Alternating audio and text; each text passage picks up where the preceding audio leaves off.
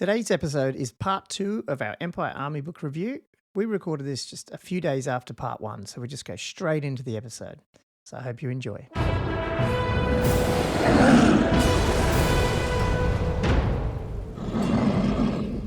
Cool. So now I think we should look at just quickly maybe the magic laws, because I guess Empire, like we said, I think we just said that in part 1 at some point. These are one of the unique armies that have access to all 8 like rulebook laws. So I guess we don't want to spend the whole episode talking about magic laws, because you probably go down that as a whole episode. But I did want to maybe just touch on them. I don't know if you guys, especially if any of you guys have experience with it, or what you think about which ones might be applicable to Empire, and then obviously we're going to have a look at the actual army list and see how that may all play together. So who wants to take Law of Fire, I guess? There's 8 of them, obviously. Most people would know that. We have Law of Fire. Does someone want to take that one? Maybe we just look at a couple of spells in each one that we think are probably useful for Empire, potentially. Josh is lost. Well, first of all, obviously you got Fireball. To me, I think any sort of... It depends on how much shooting you've got, especially in Empire. To me, I think it is good having default. I know it's only a D6, so there is a lot of luck there, but especially when you're trying to hit those chaff, I think those D6 strength 4 hits can do quite a bit of damage, especially if you're going to be getting a panic test or something in there. I do like getting those simple magic missiles. They are quite limited, obviously, with what they can do. But yeah, if you don't have a lot of shooting, they can be quite versatile. Yeah. And I guess even if Empire have a lot of shooting, they got ballistic skill 3 shooting. So sometimes it's good to have auto hit. Yeah, well, that's it. Yeah. I mean, it's a different phase, isn't it? So yeah, if you're going to be getting multiple panic tests, I suppose, it's going to be a better option to get rid of chaff. Like chaff's obviously so valuable in all these sort of editions. So yeah, I think this one's an option. You got Fireball, Fiery Blast. It's not too expensive, I guess, on an 8+, and that's a bigger version of it, which is pretty good. Yeah, well, that's it. I think Conflagration of Doom is cool, but I'm not a big... That one's probably the bigger one that you'd probably want to cast. Outside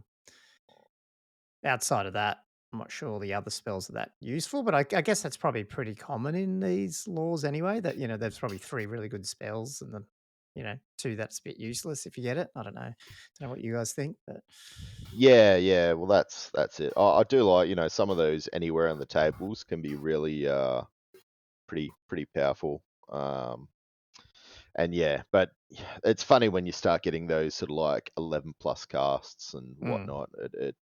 You're really getting into that dangerous territory. Yeah, and I guess the other thing, again, not to, this is all starting to get into sort of playing and army listing and stuff, is, I would imagine a lot of the times you're taking a Lord level characters. So if you're playing 2000, and I guess I've been playing 2000 a lot points, so I'm then thinking I've only got level 2 wizards. So, 11 pluses are starting to get quite hairy to cast. Yeah. No, they are. So, cool. Okay, well, but Law of Fire, look, it's an option for sure. Yeah, it's decent. It's not it's not an auto, but yeah, definitely. If there's a lot of flammable stuff getting around as well, which obviously gives it a bit more of a little buff against certain armies. Yeah, I mean, direct damage is always useful. Like, it's not situational as such. Like, you're always going to find a target to use it against. Yeah. And most of the laws essentially that. Cool. And then we have metal. I've always... You're right, Josh, you go. No, go for it. No, I was just going to say, I've always liked metal, but from an 8th edition point of view, I haven't really used it in 6 yet. So I wonder how it holds up.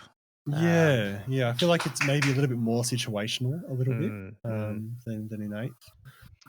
I think some of the spells are kind of interesting. I mean, the number 1 spell, like, it's a bit of a sniper smell, Yeah. But it's only the one. The one hit, but isn't it? Yeah. Yeah. 1 strength 3 hit, no armor save. Yeah. But the strength goes higher if the armor save's better, which is a bit strange. Yeah. It's a little bit like a Hochland long rifle in a way. Well, it's cheap, isn't it, too? Like, what is it? 3+? Yeah, just a 3+, so it's an easy one to just get off on one dice, really. Just But it can't technically sniper people, is that right? Because it's just a magic missile. I suppose if you combine it with it's- the rifle, like, And it says model, doesn't it? It says a single model chosen by the caster. Yeah, okay, So I sorry. think Yeah, that yeah. is, yeah. Is that how it works? Yeah. Okay. Interesting. Wow, that is scary. Especially if you're playing Chaos or something, their sorcerers have probably got, A lot of 2-win models kicking around, yeah. Yeah. And then going to the other extreme, the number 6 spell, the Bane of Forged Steel that gets rid of any weapons. Yeah. Like that could ruin a lot of units. Great swords or lances or anything like that. The only problem, obviously, is it's only got a range of 12 inches. So if you get it off, that could absolutely neuter a lot of different unit builds out there. Yeah, for the rest of the battle, yeah. 100%. But actually getting into the range to be able to pull it off, and then on 11+ as well. Yeah. And if your opponent's still got a dispel scroll or something, for sure they would be using it if you were trying to get that off. So you probably only get one go at it. And you just got to hope you've really got rid of the spell scrolls before you're trying to pull that one off. Yeah, the distillation of molten silver, that's pretty good as well. Like similar to, well, pretty much exactly almost identical to that fire spell with the 2d6 strength 4 hits. So and it's the same. It's actually the same, I think. Yeah, it's exactly the same. It's also considered a fire attack, so it's it's actually on every level the same spell. Yeah, it's funny how they got this. The fire attack causes double damage against flammable targets, but I'm assuming that's the case with fiery blast. It just doesn't say that because it is all fire. Yeah, at the top of the lore, it says it specifies that it's at the top there effect. Yeah, God. Yeah, because you can always the default's back to 1, isn't it? For 6. So you probably finding that it's that default as well. And if you're going to be defaulting back to that rule of burning iron, it's not too bad. It's just one hit though, isn't it? That's it. Yeah. There's a couple. I mean, even that Law of Gold's a bit scary too if you're stopping someone's magic or destroying it totally outright. If the thing with burning iron, I can see it being quite useful just constantly hitting a character with a fairly high armor save. Yeah. Because the higher the armor save is, the higher the strength is, Yeah, and it is cast. If it's a 2+ save, so that's a strength 7 hit with no armor save. Yeah, it's just one dice. Like that actually, if you're casting it every turn, that's going to be really annoying. Yeah. Well, that's it. Like if you're sitting back in a bit of an Empire sort of gun line, I suppose, and you're popping that off, that'd be. And that's Chew and Dispel, which means they've got less chance of dispelling Bane of Forged Steel when they're getting closer, I guess. Yeah. Yeah. Oh, I mean, it's an interesting one. I don't think it's an auto include. No. Obviously, it depends on who you're going up against. Yeah, it depends what spells you rolls, and Yeah, as actually, you say, if you're actually using your level 2 wizards, you got to make sure the number 1 spell is really useful. Now, how do you guys play? I was listening to, might have been another podcast or something, and someone was saying the way that you select magic laws on your the correct way to play is technically, no one actually knows your magic, and plus they don't know your magic law, and you can choose at the beginning of the game. Especially if you, like it's pretty common, I guess, in 8th you would list, your law that your magic user's bringing. But I think by the book they were saying they've done tournaments where they're like every game, if you've got 8 laws available, you can pick them. I think by the book that's how it's written, but I think it became the convention to specify your law on the magic list because it's open list, like in terms of everything else. But I wonder if that sort of nerfs this a little bit because it does feel like that would be a cool thing to be able to do as Empires. Right, I'm going up against Chaos. I'm going to pick metal. it'd be pretty you know? powerful, wouldn't it? Yeah, that would be. Yeah. Definitely less thematic to just flip between different laws each game. Yeah. You know, because if Go against cat wood wizard, elves, you hit obviously you can't fire. just Yeah, swap normally, but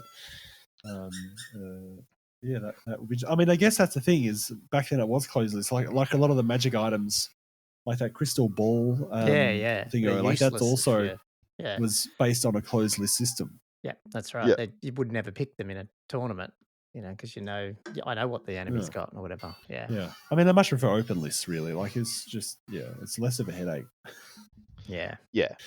You know, you're not getting surprised suddenly by this horrible, unexpected combo or something, you know. So, yeah. All right, cool. Next one, Law of Shadow, our grey wizards. I like Creeping Death, like the number one spell, Steed. Like it's kind of one of those good things, having a bit of a that flight for your wizard, just to get him out of trouble, I suppose.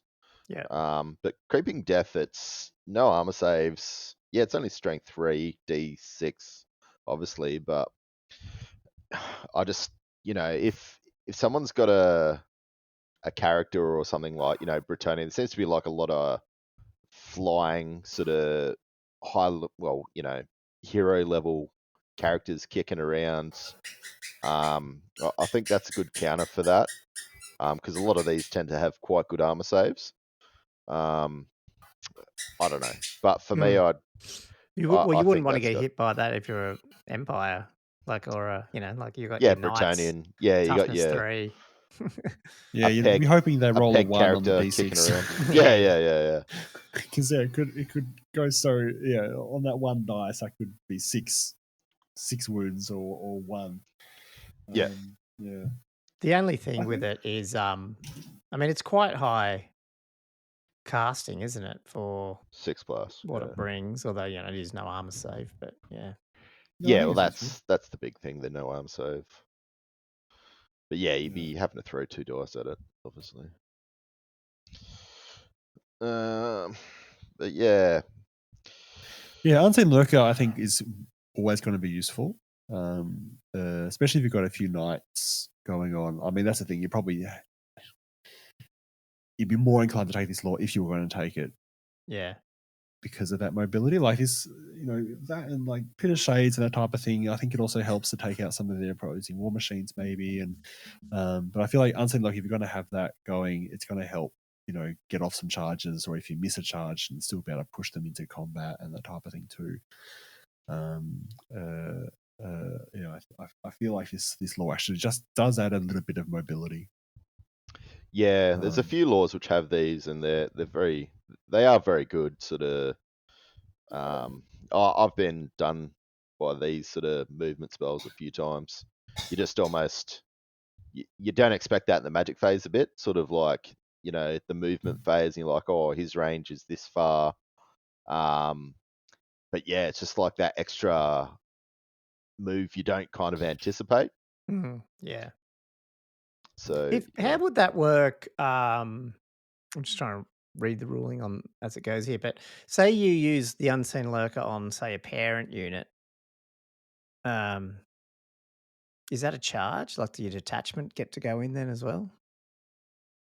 Well, it just says that the same rules apply as for a normal charge and mage during the movement phase. Okay. So I don't see any reason why it wouldn't. It's interesting. Well, you'd have to be within the I don't know. I suppose it depends on where because you got to be within 3 inches still, don't you? So as long as your detachment was still there, it still follows all those same rules, doesn't it? Yeah. So, I don't see why it wouldn't. Just like a normal charge move, really, isn't it? I don't know if there's been a specific ruling made on that, but that's how I would read that rule. Yeah, I'd agree. Cool. I mean, I've heard I think because of mobility and Empire, I mean, obviously, if you're not, you either have gone mobile because you've taken a lot of knights and this makes it useful, or you haven't, but this still makes it a bit useful because you don't have that sort of mobility, or maybe you need to get your caster into different areas. So there's some interesting things here. I know people do use it for Empire, but It just looks a bit high casting for low wizards. There's I don't know. That's the only thing with it, but yeah, and not always going to be useful whatever spells you roll. Just depends on what you pick up. Yeah. Which I feel like is similar to the next one, Beasts. Yeah. Okay. Yeah. I feel like it does have an interesting array of different spells, and the number one spell probably could actually be quite kind of useful for Empire because you often have stuff lean. Yeah. So and I feel like that Nelson Sands being able to 5 up and just being able to rally stuff when you need. Not the 2 worst dice thing. rally all the time. Yeah. What's how did this get errated then? Because you're saying I haven't got that one open on the screen here. It's the same. Other one. No, they haven't all been changed. Sorry, I mean the Law of Beasts, the whole thing. Yeah. Like it's in. Oh, how was it altered? Which ones? Yeah, which ones were changed? Oh, let me just. I think the Beast Cower's got a drop in casting value by 1. What else would have been done? I don't think they changed a huge amount. Right. Beasts. I can't see anything else. Well, I guess I'm sure they changed something. They must have. Should have highlighted what they changed on that one. That's cool. Yeah. So, what do you think about Beats overall, Josh? Because you have used it for, say, Brett's a bit, have you? Or at least it's available to Brett. It's available to Brett, so I'm more familiar with it than anything. But I feel like again, it there are some spells that would help your cav, like Wolf Hunts, where again you can sort of push them forward. Less reliable than the Unseen Life, with the it's 2d6 inches, yeah. and it's got to be either towards a visible unit or towards the enemy of the wizard, which is yeah. A lot of the other spells are kind of like getting rid of opposing cavalry or monsters, or reducing their ability to fight in combat, which again is highly opponent dependent and pretty situational. And depending on what they got as well, it's got to be against Cav or Chariot, that type of thing. Exactly. I feel like this is not going to be a law that's going to be that useful. For Empire compared to the other options. Yeah. And again, like if you're not playing competitively and you're playing, Chariot heavy bloody Friends army, then I guess it's always applicable to pick the law that is going to be most useful. But when you're looking at it from a point of view, if you don't know who you're playing, which I guess is what we probably tend to look at, then not so useful. And then we move on to Heavens, which seems to be probably very popular for Empire. Probably a lot of other people as well who've got access to it, I guess. Yeah, I think it's one of the most popular ones, which is why they nerfed it pretty significantly. I can imagine. They put up multiple spells, got increases in casting value, and I think they changed which one is it? Well, Lightning and your and Thunderbolt to be 24 inches? 24 rather than anywhere on the board. Anywhere. Because you could just nuke war machines and stuff all the time then, initially straight out. Plus just anything, chaff anywhere. So that is so annoying. dangerous. Every time I bring up this revised law of magic, and then it disappears when I click off it. So sorry, that's why I'm No, I think I still think even with the nerfs, it's actually a really good option. I quite like the rerolls that it gives, and like if I was going to use the rerolls, I'd almost be tempted to use it for like if I did have some long rifles in the army or something like that. That you're using a D6, but you've only got a limited opportunity to use it. You could get some good value from using those rerolls in that situation, I suppose. Yeah, I got the revised here. Were you talking about Fork Lightning? Just then? Yeah. Oh, I was talking about the rerolls in Second Son of them all. Oh, yep, sorry. Yeah. I feel like that'd be a worthwhile use of them. So pretty much, I'm just comparing. So so it went up by 1 to 6 from 5. Obviously, Comet went up to 11, which made sense because most of the other ones, the high casters, at least an 11, whereas this was a 10 initially. But things like Thunderbolt went up 2 from a 7 to a 9 plus.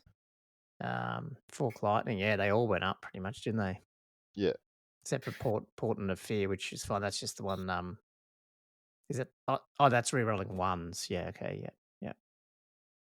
So not too bad. Okay. Cool.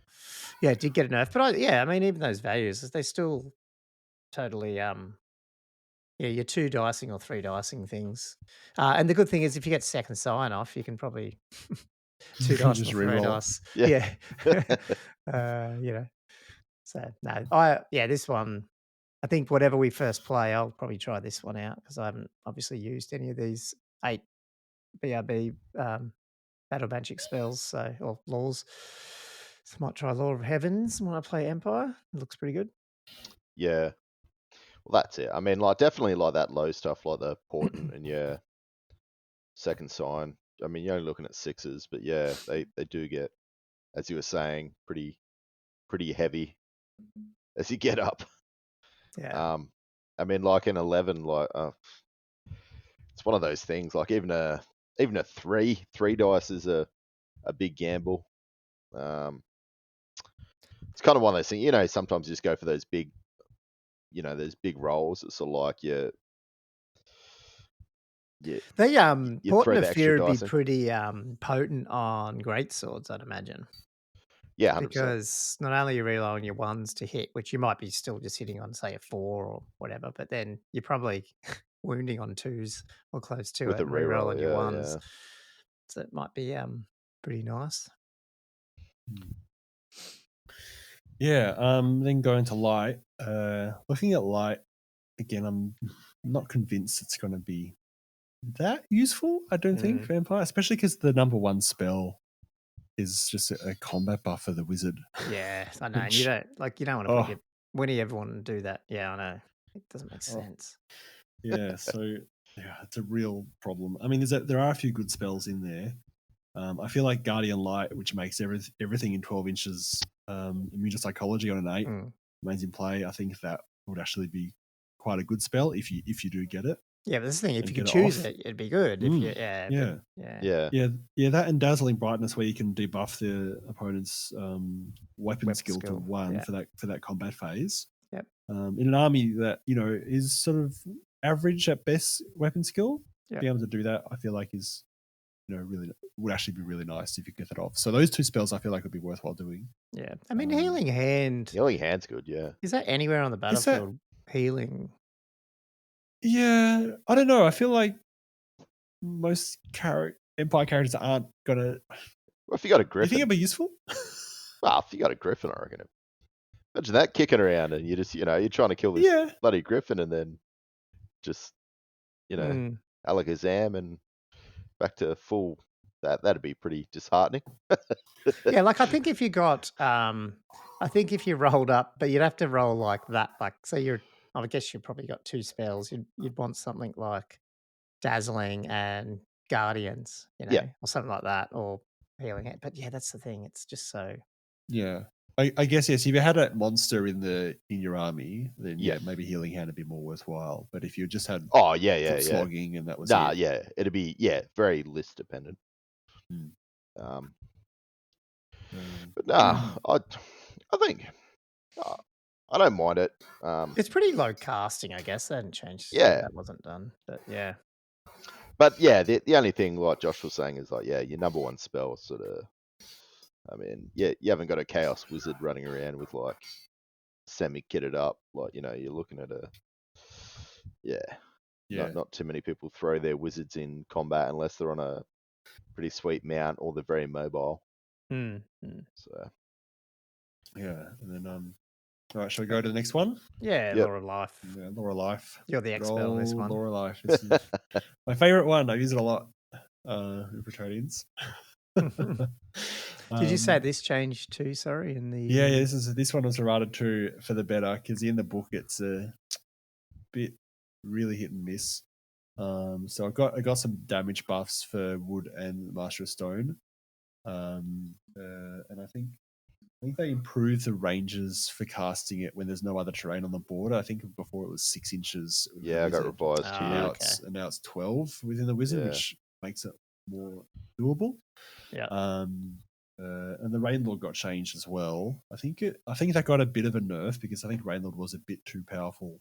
Because I think it made everything you have to roll a 4+ for anything to be able to shoot. Whereas instead it made it a -1 to hit for BS or 4+ to shoot for any other sort of War Machine. War Machine template one. Yeah. Yeah, okay, cool. Yeah. Those are the main changes, really. In terms of spells, I feel like Mistress of the Marsh #1 spell again is a bit of a drag on the lore. Yeah. The rest of them, and that's because you need that water feature on the board. Yeah. Yeah, either water feature or within 12 inches of the caster. Which that's okay, but it's just the effect is still very like all it does is it reduces your movement speed by half. Yeah. Which if you like, the only reason I found it useful is if you charge something and you know they're going to break, you cast it on them so that their flee distance is halved. Yeah, that is useful in that particular circumstance. Yeah, but that was about it. But that was for more Bretonia, like like in Empire, you're unlikely to have a wizard within 12 inches of that situation. It was only because a damsel was up in the lance, that was useful because she'd be in range to cast that spell. You're not necessarily going to have an Empire wizard right up at the front line charging into things to be able to pull that off. And the rest of the spells, like they're useful, but again, I feel like it's slightly more limited. Like the Master of Wood and Stone, I think that would always be nice to have to hit things on hills like war machines or people hiding in forests. But Empire have got tools they can deal with stuff on hills. Like they've got a lot of war machines themselves. They don't really need to have that kind of function in the magic phase. I feel like your magic could be looking to fill holes in the army that you might not otherwise be able to compensate for. I feel like I actually quite like the lore, but in the context of taking it for Empire, again, I don't know. I feel like there'd be better options. Yeah. Fair enough. Yeah, that Master of Stone's pretty deadly though. Yeah, because most people are putting stuff on fully heals. Oh, so it's great. Plus strength 5 hits. DC, because you're probably going to be on it, aren't you? Like it's not like Although I guess if you're smart, I can't remember what's the. So in the errata got changed too. So it went to 2d6 strength 4 and then extra d6 on the hill. So 3d6 strength 4 hits. Strength 4s, okay. Yeah. Whereas the wood got swapped over to strength 5, d6 strength 5, and then an extra d6 strength 5 if it's in the wood. Yeah. But most stuff's not going to be in a wood. But obviously, like the hill's a big one because most stuff is going to be, if you're going to be near a hill, you're pretty much just going to be on a hill for shooting anyway. Yeah, totally. Yeah. So I mean, this it also works if you're within 12 of the feature. So extra D6. So that does help a little bit. Like if I picked wood in the past, sometimes it would affect people's deployment because they're worried about not being too close to the forest, so that I'm not going to hit them with a Master of the Wood spell, which bit of that area denial sort of. Absolutely. It actually sounds more scary than it is, really. But as much as I like that lore, I don't know that Emperor Army need it. Yeah. And then we got Death. Good old Death. What have we got here? We've got a magic missile. One. Yep. Is Death Dealer, was that sniper? No, I'm thinking of an older edition. Oh no, that's Steel Soul. What was it? What was the Death in 8th called? Soul Blight. No, that's the one that was minus strength or something, or toughness or something, wasn't it? In 8th. I'm not sure. It could be. But Steel Soul is an enemy model within 12, so that's like a sniper. But you can't. But the thing is, then. But it's got you can't take out undead or chaos demons either. So. Yeah, well, you'd have to. They don't have a soul. Not take it for that, but I mean that's pretty cool. You just keep buffing yourself and stealing off somebody else. Like, 12-inch range is a bit of a problem. Well, yeah. And they got 2 magic missiles and 8. I mean that's the same. That 2d6 strength 4, and it's on an 8+ at the Wind of Death. So it's the same. Then you got that d6 like you like before, d6 strength 3, no armor save, drain. Just magic missile again. So it's not really a magic missile, is it? Just hit. But again, can't affect undead, chaos demons. Or yeah. So it's then each you're enemy losing unit within 12, but I don't know how you're going to get. But imagine trying to take this in a tournament. Maybe not chaos. You do see a lot of demons, but you definitely see a lot of undead, potential like vamps and Oh stuff. yeah, 100%. So you just if you rolled those ones up, waste of time. Yeah. Yeah, Doom of Darkness is interesting, being able to take 3 leadership off. Mm. If you manage to get a panic check or even terror test with a griffin, like that would be using 12 up to cast is a bit of a steep ask. Yeah, I don't think. I mean, again, depending on the game you're playing, if it's narrative and stuff, there'd be some cool uses for this lore, but yeah, not as a generic tournament one, I don't think. Yeah, well, you got the same problem with undead and demons. Yeah. Yeah. So, having been through the lore scene, what would be your top 3 picks? Well, I mean, Heavens for me. Yeah, me too. I think Heavens is versatile. Yep. I like Fire as well. I think that you're just always going to get useful stuff out of that. Even I do, but you know what? I would like to play around with metal and even light, just have a play around with them. But I wouldn't think they're not my top. They're just. Did you say life or light? No, I said light. Just light. Yeah. After we went through it a little bit, I went, oh, there's a couple. If you rolled up the right ones, just because I'm looking at them from more of a point of view of fairly low casting values too, and life. Yeah, they mostly are low. Right. Obviously, Heavens is not so low now. I'm looking at the rule book and it looks low, but I have to remember that it's been bumped up there. Yeah, it all got bumped up. Yeah. No, I think you're right. Because as much as the number 1 spell's not that useful, most of the other spells seem to be like, I feel like you'd get some function out of them. So, you know, as long as you roll the healing one, maybe it would come in handy, but I don't know. Just I'm dubious about it. The rest of them all seem like you'd find some function with them. Yeah, I mean, even you got that one. Is it reduced by movement and its weapon skill and ballistic reduced to 1? So you've got that blinding light in there as well, which is interesting. Oh, well, we'll have to see. There's nothing there, but that's like you're really saying like auto include, and there's no massive game changes. Like 8th, sometimes you just had those. I remember for Empire, there was a few that were just the right thing to do. You know what I mean? Like it was just yeah. That's but like Josh threw his pit of shades at me and just destroyed my dwarf unit. Like it completely destroyed it, and like I don't think there's too much that can really eat a unit. I feel like it's the second time you brought that up on this podcast. I feel like it's caused some deep psychological trauma to. That was it. It was just game over. It was game over at that point. I'm just like, wow. Oh my god. Good game. Good game. Yeah. But I've heard about Pit of Shades on a few guys. Like one of the guys, what did he have? I think lizards, and he had a Pit of Shades, and that just destroyed his life as well. Because it's initiative test, isn't it? Is that Pit of Shades? Yeah. Oh, right. So it's not in this one though, was it? It's in this one. Pit of Shades. I think it puts you in a hole or something. And you get some damage, but it's just in a roll of 1 it's not 3. Bad You're stuck at all. in it for a turn. Or Yeah. It's not that bad. It's not like no armor save allowed, and you're just dead, sucked into a hole. And I think you can get like the 5-inch. The big template as well. There was a couple of those in those later editions, and they're just like, just crazy, like really. Yeah, they had a bunch of I think there were maybe 3 or 4 number 6 spells in 8th that were like initiative or characteristic test of the whole unit.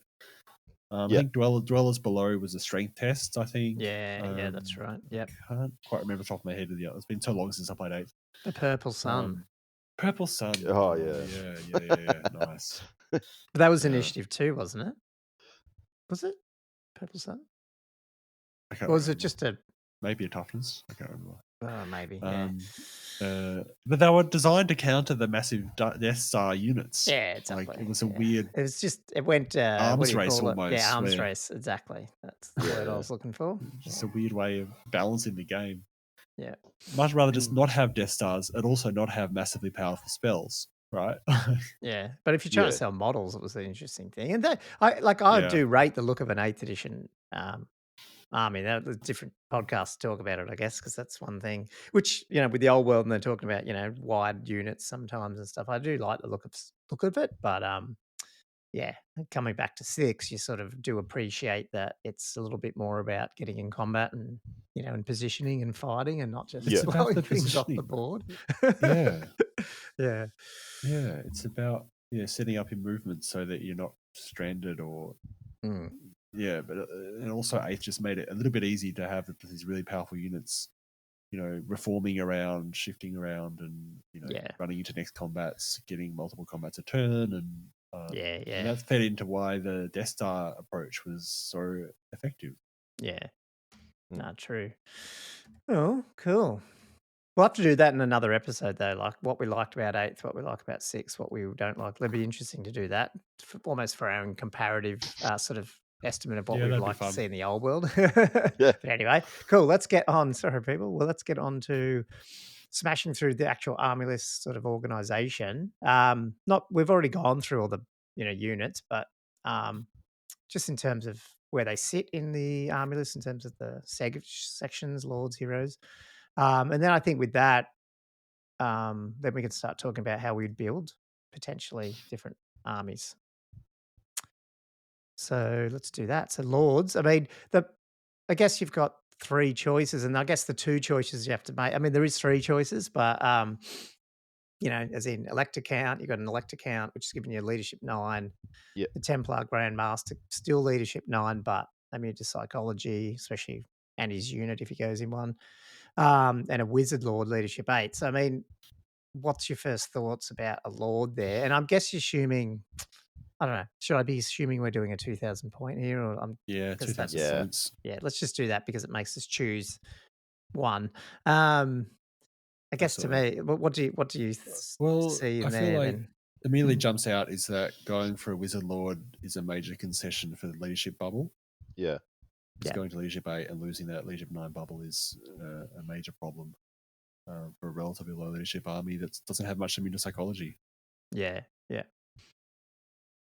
No, I agree. And then I also think, I don't know, just skimming through the magic laws like we did, I don't know, they're hard pressed to think why I want 4 spells from one of them, apart from, I've got more chance of getting a good spell, but there wasn't any in there where I'm like, I have to get that spell to make my my army work. Do you know what I mean?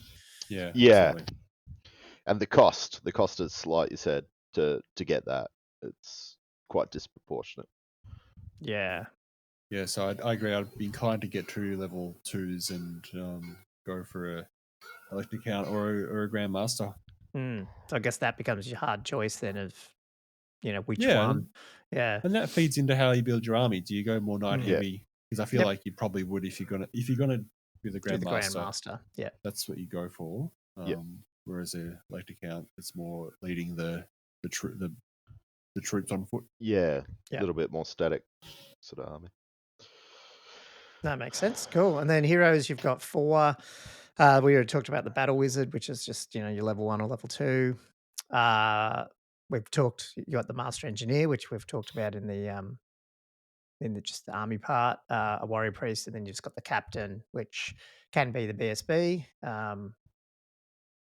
And that's about it. So they're the only 4, isn't it? Yes. Yeah. That Warrior Priest is pretty. We were talking about that the other day, weren't we? Yeah. Gomo. It's Yeah. quite expensive, really. I suppose what you're getting out of it. Yeah, I think it's just. I mean, the downer that I've realised coming back from 8th to 6th is just it's not. He's only buffing a model. Yeah. Or a character or himself. Yeah. Except for which one is it? It's one of the prayers. Oh, I can't remember. But yeah, the ones that you actually want, I feel like it sort of loses a bit of power. Or to just get 1 dispel dice. It doesn't. Yeah. I don't know. Yeah. It's a shame. I agree. And yeah, I feel like the way that the army is structured, you're choosing a fighting lord, either the master or the count. You're probably going to take 2 wizards. Yep. And then you've really only got 1 more character choice left. Yep. Yeah. So then you kind of like, you might go for a priest, but it really, I think most people go for a captain, maybe on a Pegasus, I suppose. But Yeah. I'd love to try an engineer if I was going to roll an army. Oh, I know it's fun. Oh, no, I was just doing one before, but that's exactly right. I've got 5 characters in it at the moment. I'm like, which one do I drop? Which one do you Yeah. Yeah. No, that's cool. No, well, okay, that's cool. We talked obviously a lot about the core. So, I mean, the biggest when you look at points here, you've got obviously Halberdiers and Spearmen at 6. They're the cheap ones. I think we talked about Swordsman just being that much better because of weapon skill and initiative 4. Yeah. They've got a bump of points to 7. Yeah. I guess the cheapest you have is your free company in terms of combat. Free company. So they're the guys that end up with basically 2 attacks. Is that right? Yeah, they've got It's 2 hand weapons. Yeah. So can't do any damage, can't fight because they're all weapon skill 3 and strength 3, but double the attacks. So yeah, it's maybe interesting. maybe useful. Yeah. It's Can they interesting. be Very faint praise? Interesting. Oh yeah, I know. Can they even be I'm just looking. Where's the rules here? Can they What are be you? parent units or anything? I don't think they can be parent. detachments. Detachments. Yeah, They can be detachments, but yeah, they're not a state troop. They're not. They don't have the respect of the local authorities. That's right. That's the problem with the detachment. You just be worried about taking wounds, I suppose. Like, there's just no armor. It's like you got light armor, but yeah. They don't even come with light armor. No, extra point. Yeah, extra you point to add shell it, out for the light armor. Yeah, I'm not sure you would. Yeah, I feel like depends on who you're up having against, them. but yeah. Most of the detachments, I feel like you just have enough in there so that they have to take off maybe 3 models to cause a 25%, panic check. That's probably what I'd be aiming for. Maybe so 9 might be a good number because if you go for 8, all you have to do is 2 wounds and you are checking your panic. Yeah. That'd be my feeling. And they're quite cheap, so you can easily get to that number without having to have a massive outlay. Yeah. That's a good point. What about handgunners are obviously state troops, so they could have detachments and stuff, but would you be going handgunners over crossbowmen most of the time, or is the 30-inch range that worth it, given that you get a D6 extra range on your handgunners for the first turn, potentially? I feel like you could go either way a little bit. I am tempted to go handgunners more because they do also get the armor piercing. Yeah, well, that's true too. Yeah. And you do get some fun options for your marksman. Yes, but you can't which get is them. a bit hard So to why am I resist. painting up crossbowmen? That's only because they were already undercoded, so that's fine. I'll do my handgunners next. Just do it. I don't think. Wait, crossbowmen can. I don't think they can be parent units either, can they? No. So that's what I was getting confused at. But rather than put it as a rule, they've gone, hey, everything on this page on the left, at least on my screen here. Oh, that's core true. units, Yeah, I didn't see that. Yeah, but it's just written in the paragraph. Those are the militia troops. How about you just give them a rule called state troops? God's sake. This is you why can throw 3 little extra handgunners with your sniper or your repeater. Yeah. That's why I think well. So that's a good way to do it. Worth trying. Bit more utility, And if you want some crossbowmen in there, you could just put like a little 5-man detachment of crossbowmen off the handgunners. Yeah, that's if you really, really want some, if you painted some up and you're like, oh, I got to have them in there. Yeah, that's true. Oh, well. Interestingly, the crossbows, because they're the ones I have are the more, I guess, the most newest crossbows. They're a little bit more detailed than the old 6th edition handgunners. I'd smash through those 6th edition handgunners, I think, because there's not much on them. And then you just got the archers as the only other core unit, and they're 8 points as well. And obviously they have that huntsman option. So one of them can be basically scouting. Yep. A scouting unit. Yeah. 0 to 1, which I think is probably quite an important function in the army. Yeah, just to get something a little bit up further to get in the way of stuff. Yeah, totally. Scout and skirmish is great, especially for shooting. Yeah, I agree. I mean, there's very little other flying or high mobility units really. So having somebody who can scout and get into the back line and just annoy things, are really valuable. And I think even just archer detachments, just not huntsman ones but regular ones, probably do have a little bit of a role in that, they're Mm. just highly maneuverable skirmishers that you can just push up and almost be just a road bump. Yeah, Yeah, true. yeah. You know, Yeah. they're only 40 points. Yeah. You can just push them in any direction. And I don't think detachments will cause any panic either if they get destroyed, right? No, they don't. No. Yeah. No. Yeah, no, that's interesting. Okay, cool. Sorry, we do have more core, just the knights. Yeah, we've got the So we knights. have the Great core, but great core. yeah. Yeah. Huge range. So you've got the normal nightly orders, 23 points a model for one up. Is that Yeah, one it's one up save and all save that. base. Yep. And then you just got the 2 up save knights of the White Wolf. You can take one of them. They're 25 points, so they basically just got that cav hammer, full plate armor, No shield, so and no you drop to 2 up save. Yeah. It's still good, but like it's. I like the cav hammer because it's going to be, especially if you're going like knights in a circle. I mean, you're going to be looking at a 5 base, 6 and then a 5. Yeah. Like that's good. Yeah, initiative's not fantastic. Like against anything, but obviously elves, there's a good chance you're going to be going first. Obviously you're going to get the charge.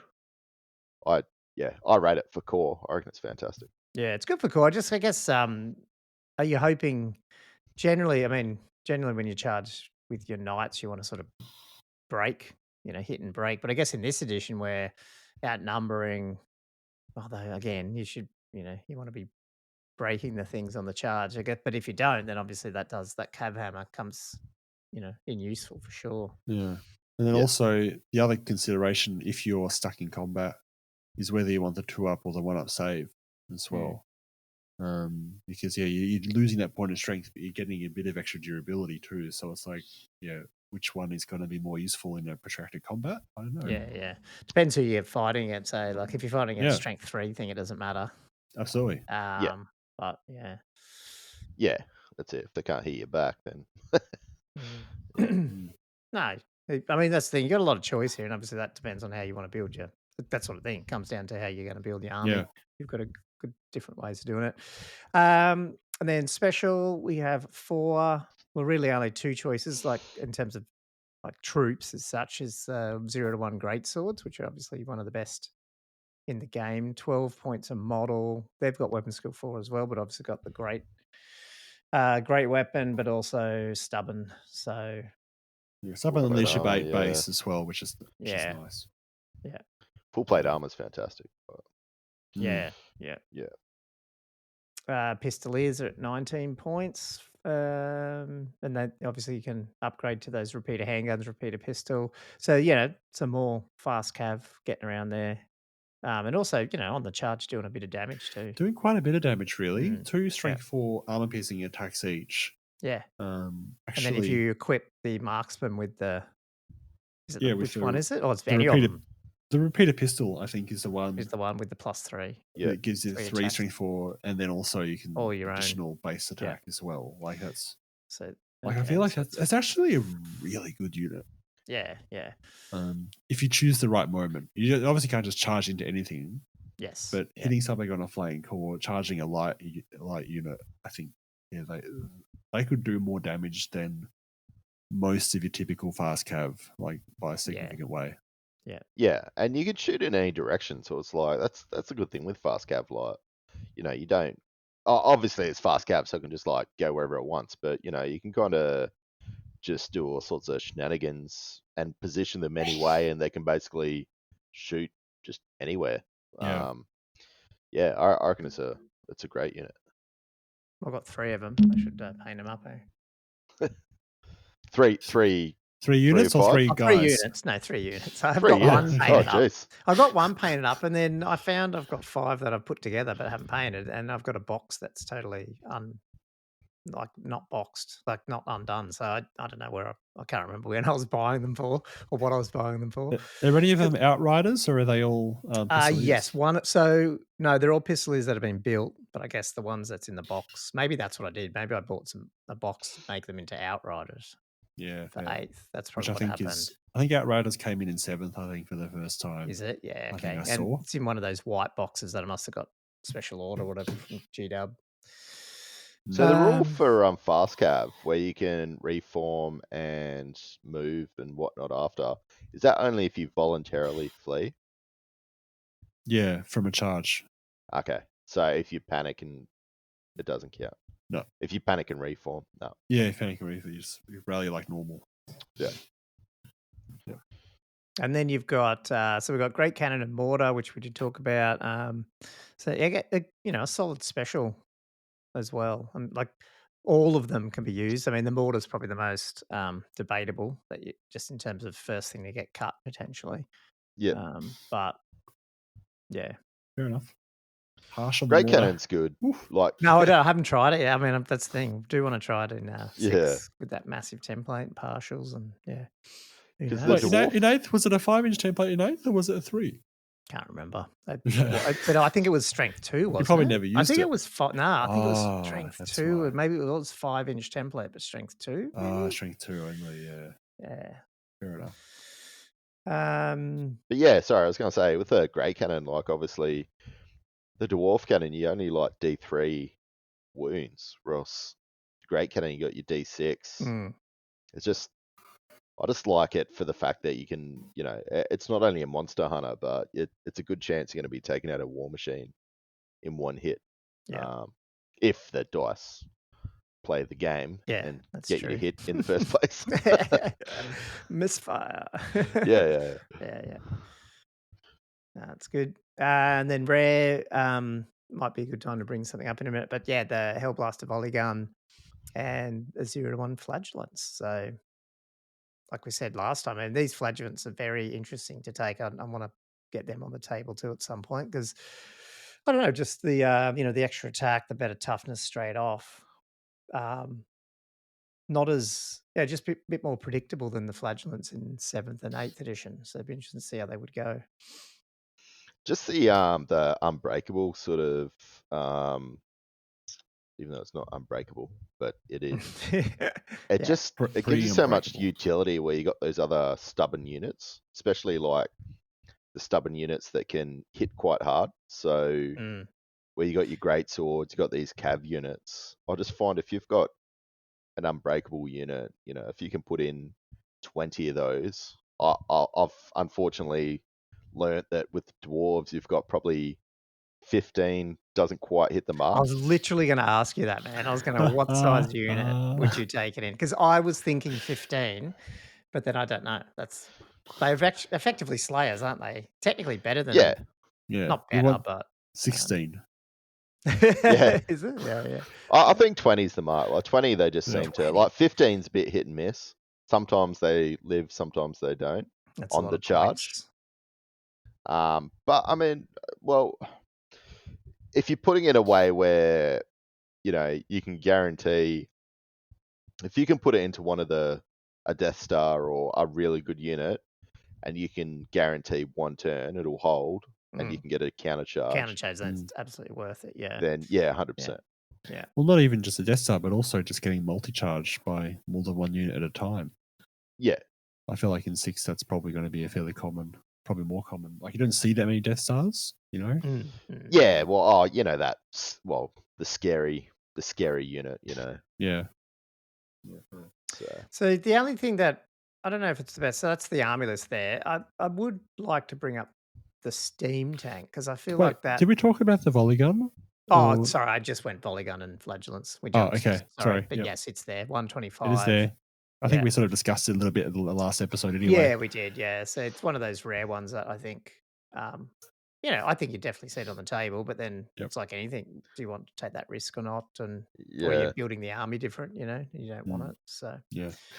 Yes. Anyway, what were you? I was just saying the steam tank because I still almost. You better talk about. Oh, nothing. Just in the sense that we didn't bring it up last time, and it's not in the book, but it does seem to be a fairly accepted addition given the it was in the Chronicles or whatever it is, and it's just such a classic Empire device. You know what I mean? Yeah. I mean, it's been around since 4th edition. It's just weird that it wasn't put in. Yeah, almost like it was a GW style they wanted to have something special in the first annual. And just do you reckon? held off for it. I don't know. Yeah. So It's like, weird because it's not in. It's, it's the only 300 points though, so it's a big chunk of your army if it's 2,000 points plus, your rare. Well, it's one rare it's a slot, isn't slot. it? Or Yeah, is it's only it? one rare slot. Yeah. Yeah. But it basically is stopping you, which one do you lose in a 2,000 point army, Hellblaster. You probably drop the Hellblaster and have a Yeah. steam tank if points wise. Drop a versus Hellblaster any day of the Flagelants, or- week. Yeah. Yeah. I You mean, don't I feel trust them, do you? yeah, I feel like the general feeling is even at 300 points, it's probably undercosted for what it can do and how hard it is to kill. Or do you put it in instead of the Flagellants because it's unbreakable? Yeah, you probably would. Mm. Yeah, I feel like if you have a steam tank, you probably don't need the flagellants. I wonder if could you do the Hellblaster volley gun, the steam tank, and then don't take a cannon? I don't know. We're getting into army building. Then you have to look at what you got. But I mean, you could. Yeah, it depends. Yeah, I agree. It depends what else you got. But there's absolutely nothing wrong with having all three of those. Yeah, true. And then put the mortar in as well. Yeah. Oh, sure, then the mortar. Come on. Yeah. Why not? Cool. Really okay. Well, awful. that's that's the army list as such that we've got to choose from. Do we want to run through what would we take, I guess, in a tournament? What were you guys thinking? I know we didn't go out and build full army lists, but if you were building up your first 2,000 point empire, what are the things you're going to take to try? Josh, did you want to go first on that? Yeah. Well, do you want me to outline an entire list or just bits of it? I'll start talking. Just start talking. Just maybe maybe more of the bits that you definitely want to build around rather than I mean, if I was going to build it, I would probably go for the archetype of a big line of hefty infantry guys with a little bit of cav on the side, and a bunch of war machines. I feel that's a very classic way of approaching an empire army. And I'd probably build it with an elect account. I'd probably put him in a big unit of either swordsman or spearman if I was feeling fluffy. And I give those spearmen Banner of Griffin and have a couple of attachments of halberders, so that a big block of 25 swordsmen, sorry, not spearmen. And then I'd probably go 10 units of halberds each side or something like that. Right. Just okay, really chunky. So you'd go the halberds versus say handgunners or something. So you're going in for the combat and counter Absolutely. charges. I think you get more value out of that than the little bit of stand and shoot that you get. And I feel like going for 2 is going to more reliably mean that you're going to get at least one of them into a flank. Because I feel like getting a flank charge with a detachment is absolutely critical. Yeah. And you might get one redirected or you might get one panicked away. And if you've got one that's a close combat and one being a missile unit, you might lose a close combat one, then you don't have a flame charge anymore. I don't know. So I feel like going hard with the halberds, and I feel like I go for halberds over free company for detachment for a unit of swordsman or spearman, because I feel like if you're going free company, that's just more strength 3 attacks. So I feel like the halberds on the charge, going strength 4, it might give just a bit more of extra penetration for something that your main block is struggling with. One or 2 of those wounds, yeah. And then I probably give the elect account in that unit, I give him the speculum because I feel like that's what he's designed for. Absolutely, okay. Awesome. Because he's only 3 attacks, so if he's coming up against a lord, you can swap him out. You can give the 3 attacks to the opponent's lord, and he can take the 4 or 5, get the strength buff if he's up against something nasty. And then I'm not sure how I'd build the rest of his setup. Really, I was thinking maybe great weapon with the armor and meteoric iron for a 1-up. Yeah. But I'm also tempted to give him the West Strikes First sword, the Sigismund sword with the extra strength on it, because that unit will be charged, and for him, even if he's not against a character that he can use the Van Horstmans, just getting the opportunity to get his 3 attacks in at strength 5, you might kill a couple of dudes and just take out some more attacks of the charging unit before they get a chance to strike the rest of the swordsman. So that's probably how I build him. And then I'd probably also have a second block of big, just great swords, another sort of 20 or so great swords, as a second main block, and maybe have a detachment of free company with them. Because I feel like it's the reverse, right? Like they're those doing the great swords damage. are high strength, so you just throw in some free company on the side for just a whole lot of extra strength 3 attacks if they're coming up against something that's not that resilient, I suppose. And for the great swords, I feel like they don't need as much help because they're stubborn. So maybe you would put in some crossbowmen or something like that, But you could do double free company, I suppose. But you're just a unit of 8 or 10. And then other ways I'd construct it would be just maybe a little unit of handgunners with a marksman with a Hochland long rifle. Just give him some sniping, and maybe another little detachment of crossbowmen off the handgunners. I was also really keen to have an engineer with a Hochland long rifle too. So I'd probably have a battery of a mortar and a great cannon and a hell blaster. And then as much as I'm reading the common wisdom is there's no point investing in a master engineer. I'm it's got to be useful, right? So depending on what he's shooting, you would have him I guess either the problem, with it comes down to that issue around if you've taken him, you're basically probably going just one battle wizard then. Well, I haven't gone for a captain. You haven't gone on captain. Okay, no. Okay. So I've gone for 2 wizards and a master engineer. Yeah, okay. So 2 Hochland long rifles in the army. Which I feel like the more you have, the more value you're going to get from it, almost. Because I guess the other option, if you don't have the master engineer, it is slightly more points, but I guess you are getting some shots out of it. Is 2 units of handgunners each with that's how you could get 2 Hochlands in, but it's I'm just looking at it here. It's 30 points or 25. It'd be 120 points to have a unit handgunners with a Hochland in it. Oh, okay. Mine's saying 105, so I don't know what I'm looking at there. Why has it done that for 8 points? It's probably just wrong here. 10 by 8. No, it's just not adding up right on mine by the look of it. Have you got the Hochland rifle in there? Because it's it's selected, but it's not for some reason. It's because it's 100 for the. It's only 5 points for the marksman, and then you add 20, so that's 25 for the marksman. And it's 8 points for a handgunner. Oh, sorry. I had some command going on here. Yeah, sorry. Yeah. I accidentally added some command without realizing it.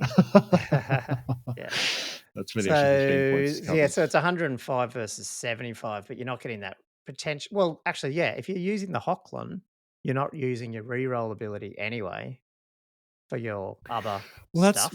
That's how the rule works, though. So it's only you have the opportunity to use a reroll first. Oh, okay. Yes, and if you're firing them first. Yeah, yes. And then if you choose not to use the reroll, then you're allowed to shoot. Yep, that's fair enough. Well, I don't know. Yeah. So okay. Yeah, that's interesting. That's cool. I think that's most of it. I think I had pistoliers and some huntsmen. And I had 2 level 2s going, and I gave one. I felt like I would go maybe fire on one and heavens on the other. And I gave one the Doomfire Ring, which is just a nice bounce spell to put a bit more pressure on. And I wanted to use the Rod of Power as well, which is the one that lets you save dice from previous magic phases. Which I think it'd be a good buff. Yeah. Didn't. Oh, I could probably fit a dispel scroll in now that they've taken off that unit of unnecessary command that I accidentally put on the handgunners. Yeah. But that's pretty much the list that I was thinking of. Just some big chunky blocks and counter charges going on and a good amount of shooting. I like it. Nice. Bit of thought behind it, more so than mine, but sounds good. What did you have something in mind, Colin? It was pretty close. The only thing I'm going electric count as well. But as I said, I was playing around with I want to play around with the Pegasus, so I've ended up going captain.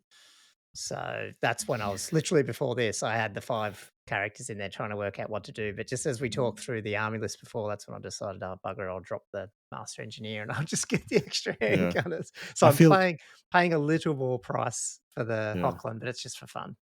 Yeah, I feel like the utility you get from a captain on Pegasus could argue probably is going to be a lot more useful than the master engineer. So but then again, I just added what I added to it, sort of might or so. I was just playing around adding a little bit of magic items just for the points. I don't know what I was actually going to look at yet. So currently he's just what would be his save? So 4 up, 3 up with a shield, and then you still get the extra. It's 2 up. Is that right on the peg? 2 up for what? For the captain. Yeah, but sorry, Is it what was the 4, last bit you were 3? saying? Like to go from 3 up to 2 up? Yeah, does he get one for being mounted? Is that Nah, no? So Because that's that's a monster. yeah. Okay. So there's only a 3 up. yeah, so it'd be a 3 up. So unless you gave him armor metallic iron or a enchanted shield. Okay. Yeah, so I hadn't gone down any of the magic items yet as such. I just put one magic weapon on him just to add some points to it. But yeah, okay, I'll have to play around with that. But I mean, I still would like. I think I liked using a Pegasus in 8, so it'd be cool just to have that. Again, just going back to your point about mobility, just having something that can get around, and he's going to take some focus as well as the huntsman can be around somewhere just to annoy people. Would you be tempted to give him the Worm Slayer sword? They're Oh, highly no. situational. Nah. That's the wins anything on a 4 up. I was thinking about that one we were talking about though. The oh god, I can't remember which one. I was Is that the mentioning +2 it. strength one? But yeah, potentially. Is that what it was? Yeah, potentially. Or the sword of the 40-point actually, one. You could what's probably the get one that what's the in one where with you a- hit on 2s? Radius was that? Steel. That's How much was 45 that points. though? I feel like the +2 strength one is probably being 40 points means you can still fit in enchanted shield. Yeah, okay, yes, Yeah. it's probably better. It again depends what you're trying to take out with it, eh? But yeah. That movement just helps you kind of stay like the movement so far. You can kind of pick your battles, or to a certain degree, Yeah. pick what's going to be attacking you back. So you can get away with a bit of a lesser save, I suppose. Not against True. every army, but there's a good chance that you can kind of keep them out of trouble. Yeah, right. What's the 1 plus? Yeah. Okay. Yeah. Well, I'll definitely. So effectively, then, yeah, 2 level 2s, and then that captain, 2 handgunner units, a huntsman. Sorry, what was that? What lawsuit was you going to go for? Heavens, and then I don't know. I was probably going to play with light or something like that. Oh, cool. Then yeah, I mean, well, to be honest, I originally had. Well, I've got the swordsman and great swords on this list, but originally I was playing around with just what I had, which was bloody a massive unit of spearmen because that's all I had. But then I have switched it out for what I would eventually have, which is 25 swordsmen, and I think it was 20. Actually, I did do 25 and 25 for the great swords as well, but I have no idea really about sizes yet. I'll have to think about that. Yeah. I feel like they should be at least, I don't know, at least 24 to 25. Just like, what did you? How big was the units of? I did 25 for the swordsman and then 20 for the 20. great swords. Okay, yeah. Yeah. I think great swords would just be something that I'd end up moving that number around based on how much points I'd left. I think. Yeah, because they're not, their ranks aren't quite as important. Yeah. Whereas in the unit, if you're putting a griffin banner on the swordsman, if you are doing that, yeah, making sure they're max ranks, I think, is absolutely vital. Yeah, totally. So yeah, I mean, going to some of the strategy on that too is one of the things I liked in that battle tactic thing is, and it's a bit tricky to pull off, I guess, but sort of using your detachment as a I guess not so much I think they might have called it diverter, but the idea in 6th where you can't you can only redirect to a previously unseen target. Yeah, a target that wasn't a vibe, like an option before the target fled. Yeah, so it does mean you can sort of put your detachment in a way that's just on the edge of the charging unit. So they'd either have to wheel around that to charge your parent one, but you've Yeah. obviously got to be far enough out that there's a chance they're going to fail. Otherwise, they're going to have to charge your detachment instead. And if you flee with the detachment, then they can't redirect into your parent unit, and therefore because they go could in. see it. Yeah. I thought it was viable. I didn't realize it was only visual. Right. Well, it's still a viable target to charge because it is. they still might be able to wheel around, but that extra, basically what they're saying is position in a way that, and they said you have to practice it because you have to get it right. They could wheel to get over to your parent unit, but you want to be far enough that wheel's going to make it a failed charge or very close to a failed charge. So then they wouldn't want to take that. and instead they either don't charge or they charge your detachment, and then you flee with your detachment. Does that mean that when you flee, you'll... How do I put this? So if you're out of charge range, and then you're essentially brought into charge range because you flee, and therefore they don't have to wheel as far, does that mean it potentially becomes then a viable target if it was actually out of charge range when the skirmishes were in the way? Do you know what I mean? Yeah, I don't know, isn't it? Wouldn't it? You've got to do it all. Like they're viable. They're both a viable target, I guess, is what you need to position them as before they declare their charge. Yeah, but if they have to wheel so far that they're out of charge range, are they still considered a viable target? I don't know. I don't know. Yeah, I don't know. I don't know. Like, is it like? Yeah, it's weird because it's about guessing the ranges and that type of thing, isn't it? Yeah. Yeah. It'd be very hard to pull off, but it looked interesting though. Yeah, it is because interesting. You sort of think, wow, that's interesting. Yeah, you can just deep 6th edition tactics. That. Yeah. Well, yeah. Anyway, so and then basically the same as you, Josh. And then, but I've got Hellblaster and Flagellant at the moment. But that's when I went, oh, I need a steam tank, so I hadn't fiddled around with that yet. Yeah, I feel like it's a big chunk of points to squeeze into the list. Yeah, but the only thing is, like, I think legitimately the first list I do up will be mostly what I have, so we'll probably end up. It depends when me and Andrew get a game in, but I'd probably want to put. Oh yeah, I'd probably put the steam tank in over the Flagellants because I don't have them painted, and then I probably would just have to go with some normal state troops. And I know it's not, it's not a ideal army, but that's what I've got painted up, and just to get a bit of a feel for. Yeah, I feel like you don't lose that much by going for Spearman over Swordsman. I mean, yes. Well, it'd be Spearman over Swordsman, and it'd be big unit of Halberdiers over Great Swords because that's all I got. Oh, I see. Yeah, so it's going to be a lot weaker until my shipment arrives of reinforcements. Yeah, exactly. Yeah, but that's okay. I can just bring more artillery in the special section. True. A couple of cannons and a mortar. A nice big gun line. Yeah, that's right. Yeah. Sorry, no, I'd probably end up bringing more core, but I'd have to bring a big 1 or 2 units of knights as well. Yeah, or just a steam tank. Oh yes, and the steam tank as well. Yeah. So which game is this? I'm just saying, we were talking about the next game we do. Maybe I'll try something different. So that's why I thought I'll bring my Empire. Was this going to be like Empire versus High Elves or something? Is that what we're going to do? Oh, it doesn't I don't know. I'll Josh just have to scheming. I don't know. I'll have to delve into the box of armies that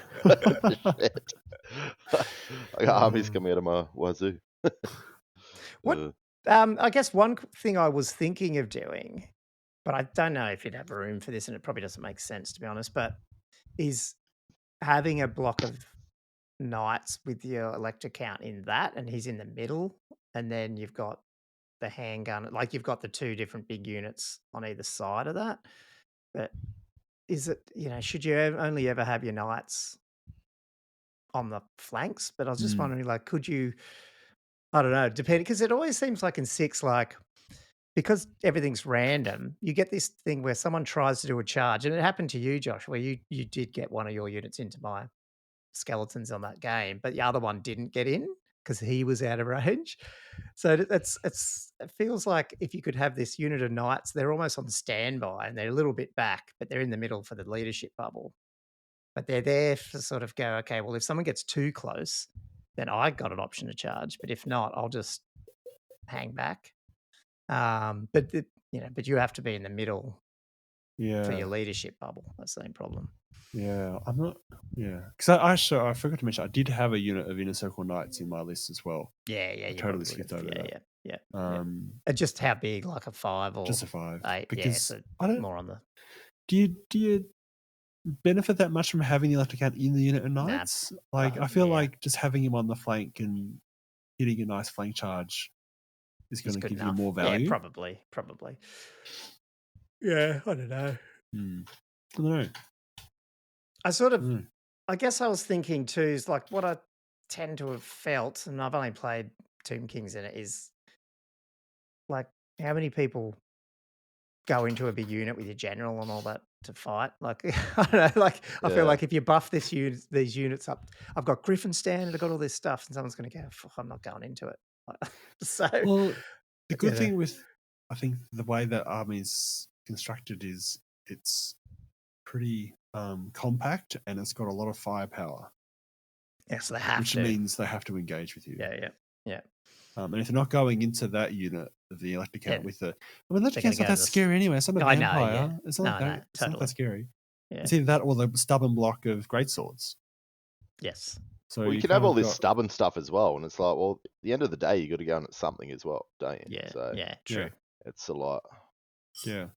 So I feel like the way I feel like that unit by itself could totally be handled, but it's the detachments that get you.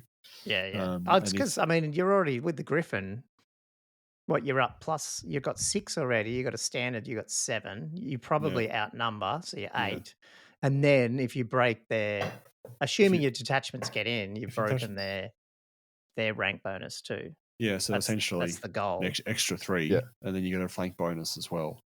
Yes, and then you get a massive differential there for them to overcome.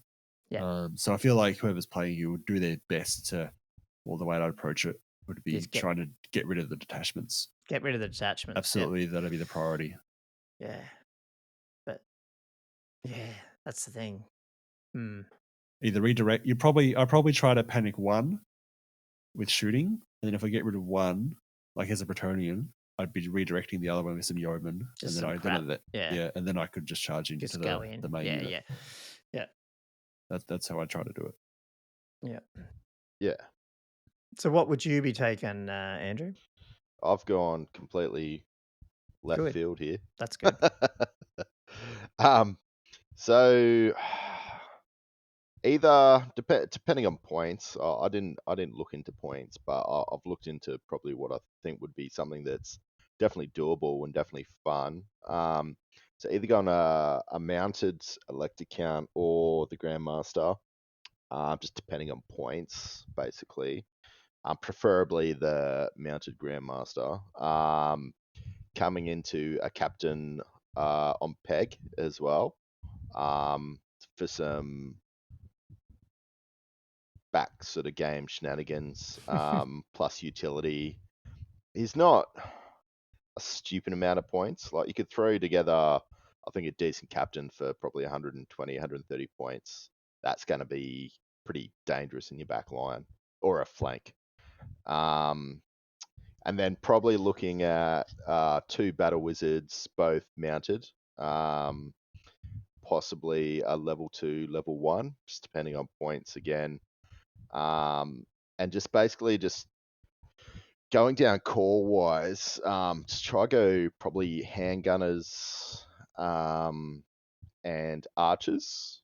Handgunners obviously for the Hochland long rifle as well, just to get a bit of range. Try and pip off a few wounds on some, soft targets, I suppose. Would you be aiming for mages or like champions, or what would you be prioritizing? Probably, yeah.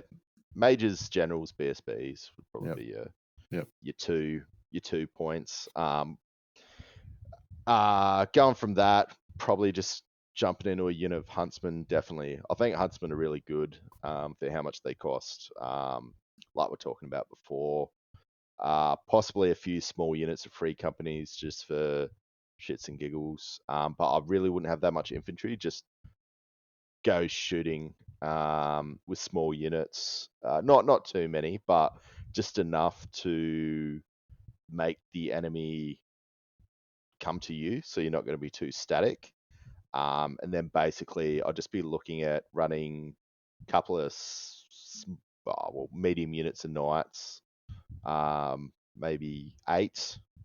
So again, it's going to be dependent on points. So either your stock standard nightly orders. So that's what's trying to work out. So if you've got your the Grand Master, he says the unit's immune to psychology if he's a knight of the order, of that order. Yeah, they don't put any orders in. That's so it's a bit So does he have Yeah. to be with the knightly orders or any knight unit? I was a little bit.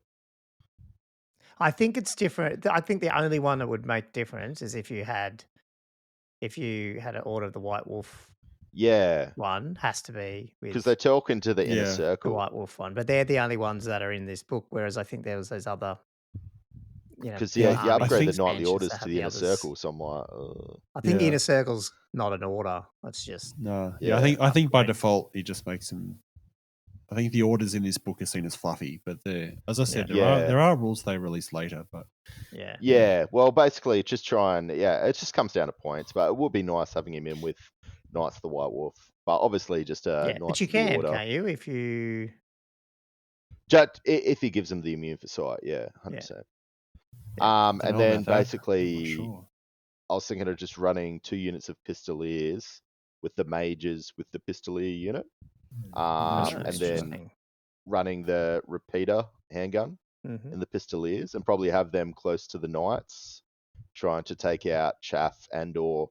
That's the thing. If you got knights coming up against knights, a unit of Pistoliers is going to be really, really damaging with its AP against a knight unit.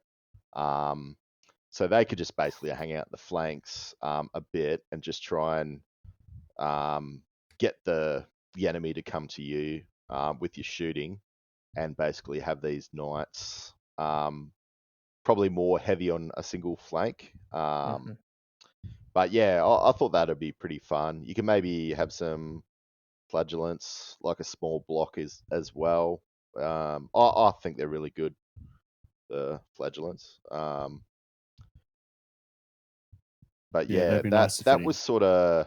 I played a similar. This is ninth age. A guy who was a little bit more MSU. Not full MSU. But he just had Pistoliers and these arch units, and by turn 3, the amount of wounds that were starting to add up. I was dwarves, unfortunately, so it took me a while to get across the board. But man, that they just 2, 3 wounds on all these different units, and then 3 turns in, you're 8 or 9 bodies down on all these units. It just and then the knights can take them out. it really starts to I add think up. it's ringing a bell. I think that might be why I bought more Pistoliers back when I was playing knights in the early part of it, because they were better than. Because 8th they weren't great. I don't think. I can't remember. Nah, Or they were well, yeah, pricey for it's just their you got the points. repeaters in there. Like that's just it's doing some damage. Plus, I think something like that would be quite fun. It's a little bit, as far as I know, probably out of the meta, so you're not going to have a lot of massive counters to it.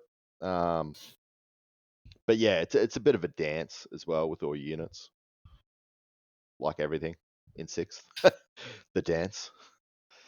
But yeah, I thought that would be pretty fun. Yeah, I mean, one of the ideas was I was thinking of. I mean, did you end up with 2? Sorry, I missed you had the White Wolf one you were wanting to get. Would you have? Was there another unit of knightly orders as well? A big So one? yeah, the Yeah. preference will be having 2 probably 8 unit knight. Yeah, but one of them in a yeah. circle. Yeah. Yeah, so one Yeah. more strong. So basically you're gonna have a stronger flank and a weaker flank. But yeah, I think just having that utility on both sides is going to be hard to counter. Or else, if you've only got one strong unit, you know where it's going. So it's like you can kind of turn your army to face or shoot that way. Or else, if you kind of got two blocks going up either side, it's a little bit more unpredictable with sort of when and how you're gonna move. What about oblique line though? Like, put both of them on one side.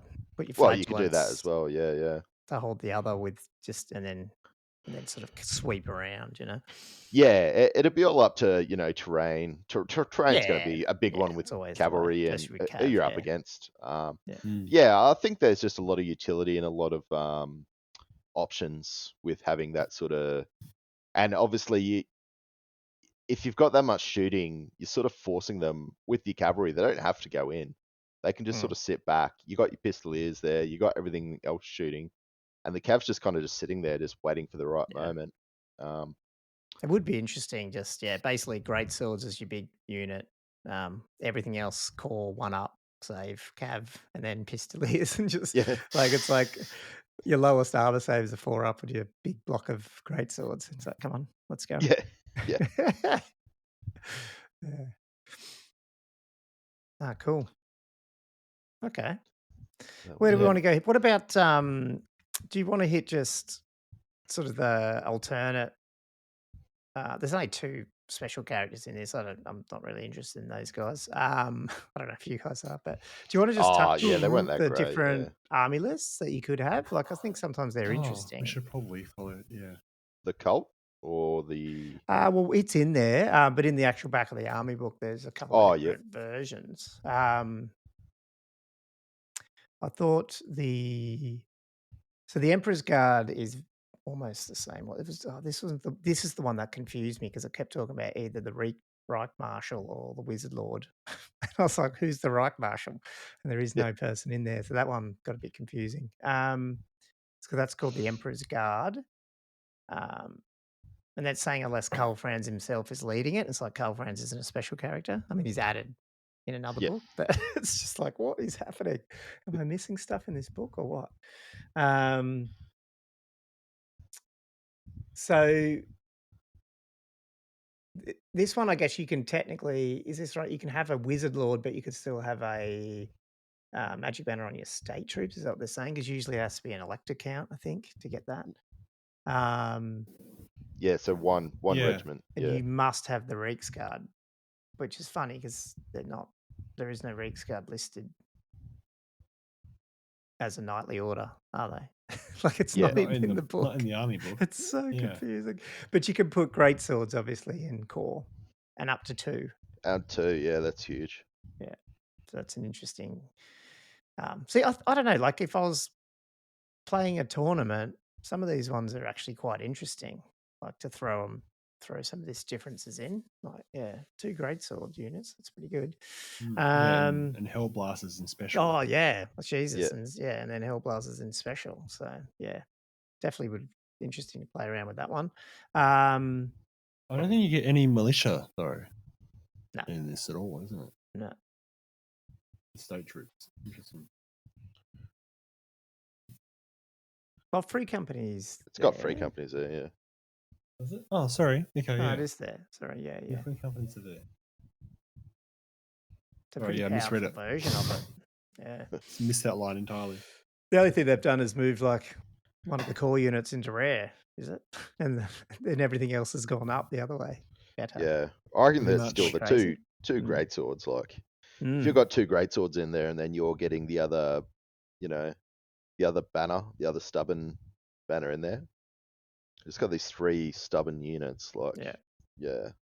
I think the rule on this one would be you have to still paint it. You have to paint it up in red and blue, like Karl Franz's Reichsguard, whatever it is. So I wouldn't be able to use my Averland army and go, look, I've got 2 units of great swords. It's the caveat. Yeah. And then you got the artillery train of Nuln. So I'm assuming this one's going to be, this is so cannons and mortars are in core. Yeah, it's pretty ridiculous. But you just have to have a unit of infantry for every cannon or mortar. Yeah. Interesting. Yeah, I think it's probably one of the lists that are not well thought of. I think. And then all the knights have gone to rare. Yeah. It's not. I feel like it's not a fun playing experience. Nah. What, for who? The person? Like shot at the opponent. Yeah. Well, getting shot at. I don't find cannons and war machines or all that. Scary. Yeah, you start adding up all these war machines, they start costing quite a bit of money. They do. But then, either way, even if they turn out to be not that powerful, it's still not going to be a very interesting game, I feel. Oh, no. Well, yeah. Yeah, I don't know. It's like playing dwarves. You just castle up in the corner. It's not interesting at all. And see, this Sigmarite one then is the next one. That one looks interesting, but you basically you'd have to take that Luther Husk guy. Is he hang on. So now I am going back to the special character. Is Luther Haas? Yeah, he's the prophet. Yeah, so he's the only good because there is no Lord level. What do they call them? Warrior priests, is there? No, they were released in another White Dwarf, I think.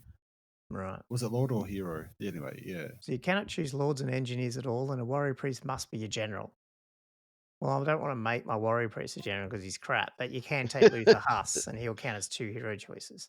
Yeah. I think that'd be the only viable way to do it. What's his leadership?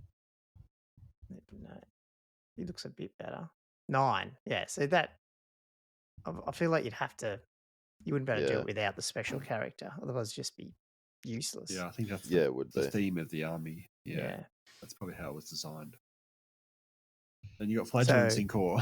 Yeah, flagellants in core every but you need free company for each one you do. So that's interesting. It's not And then too bad. archers. And then everything else gets moved to special. So all your state troops get moved to special. And pistoliers, mortars, and cannons in rare. It'd be interesting armor to see, but it wouldn't be yeah, I don't know. I haven't looked at Luther Huss's special rules, so I wouldn't even know if maybe he's got some other cool buffs. Can he do his prayers that affect whole units? Because that'd be interesting then. The Marienburger Mercenary Army. This is the weird that just regiments of renown are just all the dogs of war, isn't it? Yeah. Or is it? Oh, it's the special regiments of the renown that are in dogs of war, which are ones like those it's part pirate of it. ones, Yeah, and indeed. and those orc ones, and okay. Yeah, well, I don't know much about them.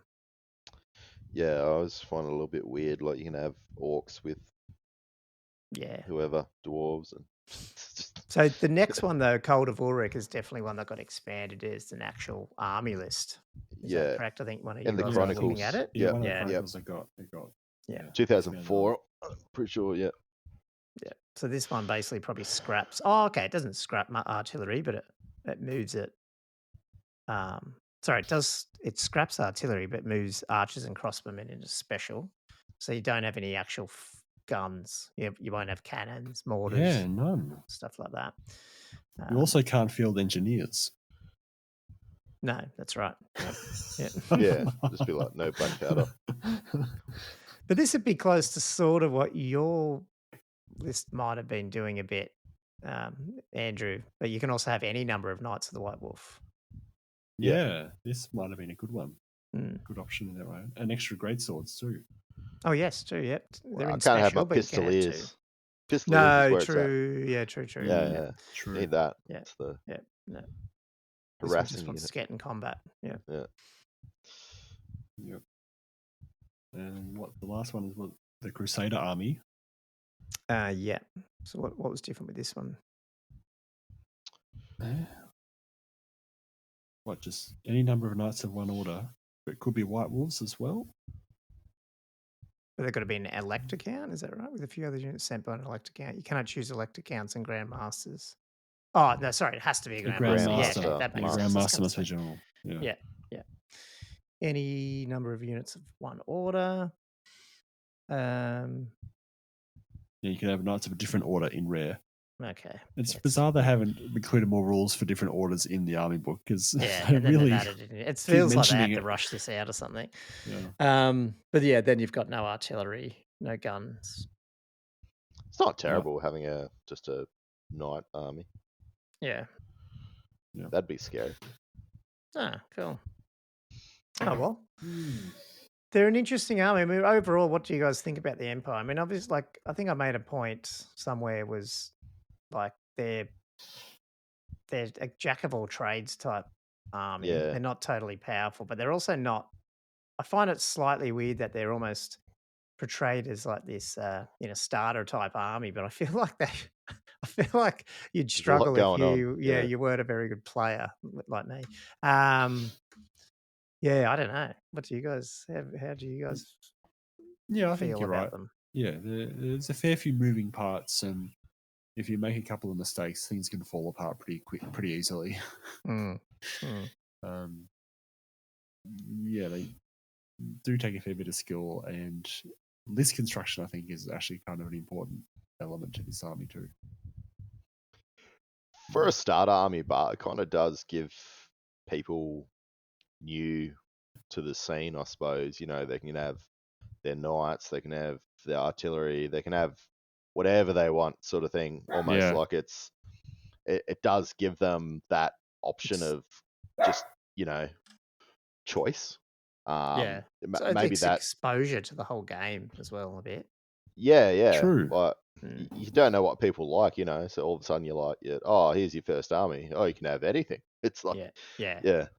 And being a human faction, it's always really popular, and I can see why they've pitched it as a starter army. Yep. I guess they only did it for 6. Is that right? Trying to think what the other boxes were. It probably was only 6 that it was a starter army. I think so. Yeah. I think so, but it's always been a really core faction. Yeah. Oh, that's right. Yeah. I mean, going right back into the early editions, 3rd and 4th as well. You know, there's always a lot of Empire stuff, although a lot of lead figures, but a lot of variety in some of them. It was good. What where do you want to go? Have you got other things to talk about with this? I mean, I was thinking just briefly, like where do you see it sitting in when the old world comes out, especially around this whole magic stuff that potentially may or may not have to change because it's earlier in the timeline. Like, how do you think?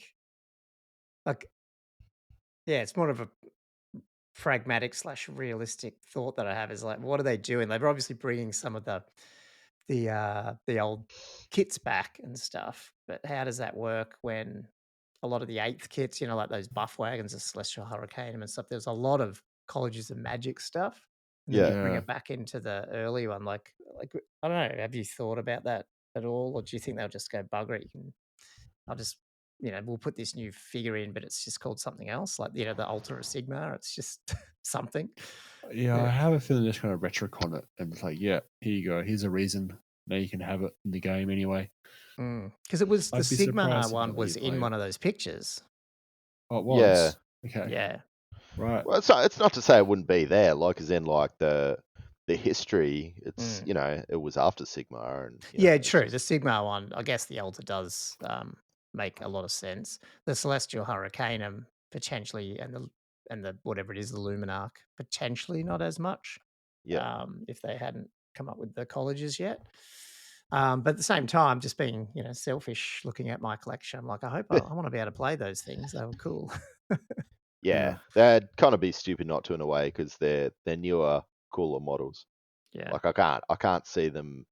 That people are talking about, they're getting all these old models. It's like how old are they really going to go? I can't see them going too old. I think the oldest models you might be looking at are going to be like maybe your Skaven. Oh well, they're not even releasing Skaven. But that sort of era of like the Plague Monks, sort of maybe 2007, 2010. I can't see it going super early. It's just like the way that they manufacture it and box it as well. Well, that's what I think you'll see with reboxings where a lot of these units that came in groups of 10 or whatever, they're going to probably be released, I'd imagine, in like boxes of 20. So you're just going to have to buy them. A bit, like, to me, that's a great business decision. It's like, you're just making someone buy more, so you're getting more money, revenue. And the other person, the buyer feels like they're getting a better value because per model might be slightly cheaper. But at the end of the day, they're spending probably more money than they were originally going to spend, so it'll be interesting to see. Like, well, we were talking about the other day, like between us three, about that the old models coming back, and Age of Sigma and 40k have obviously got so many of these new ranges. How old are they really going to go? Like, it's kind of. I think some people will be quite disappointed. Like, obviously, Bretonians, I think, do Knights of the Realm, still hold their own. Like they're dated, but they're not. They're pretty They old. still look alright. I reckon they still look alright. They But look alright, yeah, but they'd be what? They were released during 6th edition. yeah, 2004, I think, or something. Did you guys see the pretty old. latest rumory things that I don't know how true it is, but about 3 days ago, the guy released a YouTube video of what's talking about the starter box. sets. Yeah. and not being too much new stuff in there. Yeah, Yeah, I basically. think I knew that. Yeah. Oh, yeah, Like, because that's right. I posted not the YouTube surprising. channel on our chat. Yeah. Yeah, I mean, to me, this is a massive test for them. They've killed a game based on what they might think was poor sales, which yes, it was, but is that because the game sucks, or is that because of how they ran their company? I mean, this is what this will show. Yeah. Will it ever be as big as the other games now? Probably not, given that you still probably need bigger armies. Like, would you say a 6th edition style army is still bigger than potentially what you might put out in AOS or 40k? Obviously, there's always going to be a horde style army. So just on average, like if you bought a Space Marine army versus, a 6th edition, I don't know, like how many models were in your 6th edition armies that we took to the tournament the other day? I think mine had 70 something, maybe. I mean, some are big and some are small, but I'd say it'd be comparable with so Age of Sigma. Like I've played a few games and played a bit of 40k, but I found Age of Sigma and 40k, you've got a lot of big models. yeah. So you kind of, I think that's half of it, is like people like those games because you got the tanks, and like obviously I was Zinch, so I'd like demons and whatnot. But you have a look at my collection of Age of Sigma for Zinch, and it's big still. It's still big. Yeah. You still take a lot of models. It's not, you don't rock up with 20 models. You're still rocking up 60 odd models with a demon, or 50 models with a demon in there. Okay. And some bigger models. You look at Age of Sigma and like they're big models. Yeah, So yeah, no, that's right. that's the trade-off. Like smaller models, like more, but they're smaller. Yeah. Yeah, that's yeah. Oh, okay. Well, I mean, I don't know where I was going with it. I was just trying to work out like what. Yeah, I was trying to work out where we go. How we ended up here. Oh well, it's true. Like 8th edition was pretty big armies in there. I think. Sorry, where we were just talking about like I guess they're sort of hedging their bets a bit. Like they're not. They're basically. It feels like now. I would imagine things have changed a little bit as COVID and all that, and they're just going, well, we're bringing out a new game. We hope it's going to be a good support game for AOS, like this sort of Horus Heresy style. It's going to bring some of these people back. But right now we're going to test it out first. So we're doing, mostly old kits, maybe a few new things, a lot of resin. And I think it's smart, and we'll just see, I guess. Yeah, we'll absolutely. I wouldn't play it. have expected any more than that. Like I would have been very surprised if they went back and re-released entire armies in newly sculpted. Like that'd be a massive investment. Exactly. Yeah. And it just feels weird that people thought they would, just because they said, there will be new models, and like, well, how come they haven't refresh ranged the Bretonians? It's like, well, the entire. Firstly, let's just see if the game's successful before we. Yeah, absolutely. So, yeah. Okay. And like you said, like previously, everyone's spoken about. You've got the obviously the computer adaptation. Possibly they're trying to get that sort of group of people possibly to dip their toe. And if we do get some more people like that, that's it. It's the support. If you get the support, you're going to get the models. You bring up a good point though.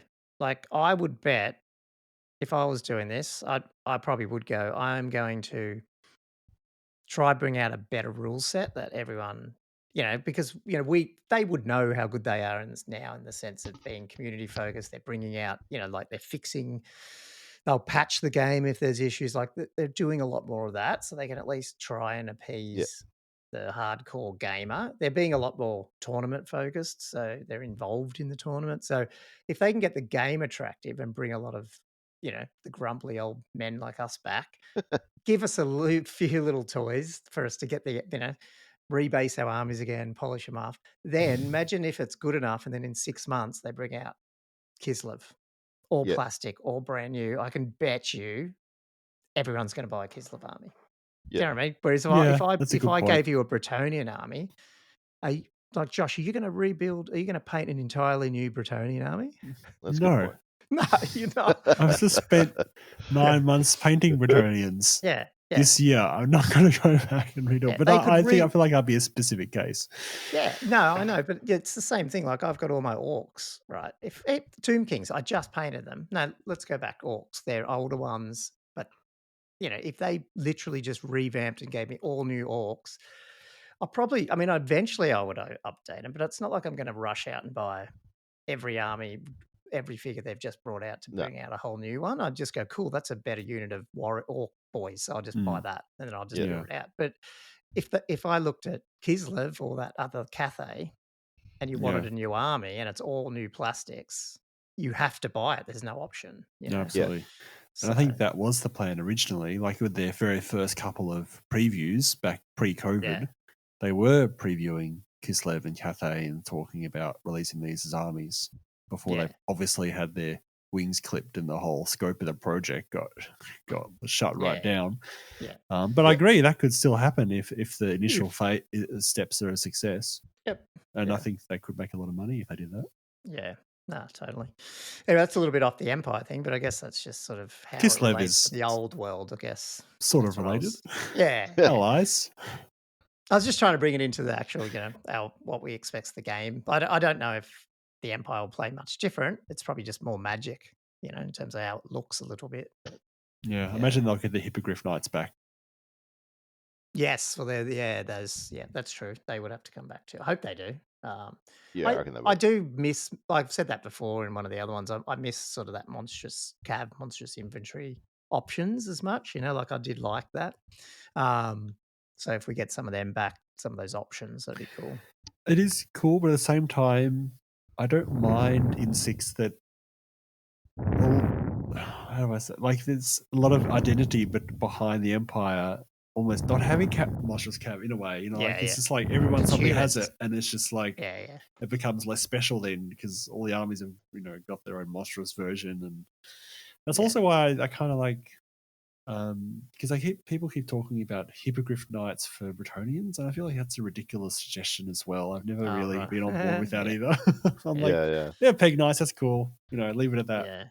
Yeah, it's a bit. Yeah, it's a little bit going back to the arms race thing, isn't it? Like a little bit, Someone got it, someone else had to get it. Yeah, we'll see with the Tomb Kings too, because obviously they've got the Scorpions and the Snake Riders and the those ones. See if hopefully they will. I don't know. I'm assuming they're going to have rules for them because they've sort of said you're going to get rules, but who knows? Yeah. Well, the other thing that was interesting in that video the other day was he was talking about a first quarter 24 release. Yeah.